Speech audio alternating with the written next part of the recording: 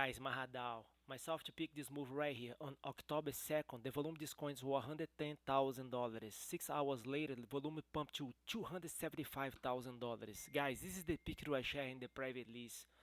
On October 6th, before the pump, I shared this trade in the private list. We bought this coin for 22 cents and you put a sell order at 34 cents. Today, there is the charts here.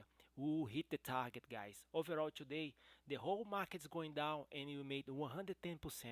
Trades I shared in the private list was Request and MahaDao. Guys, Request exactly the same thing. Volume spike right here.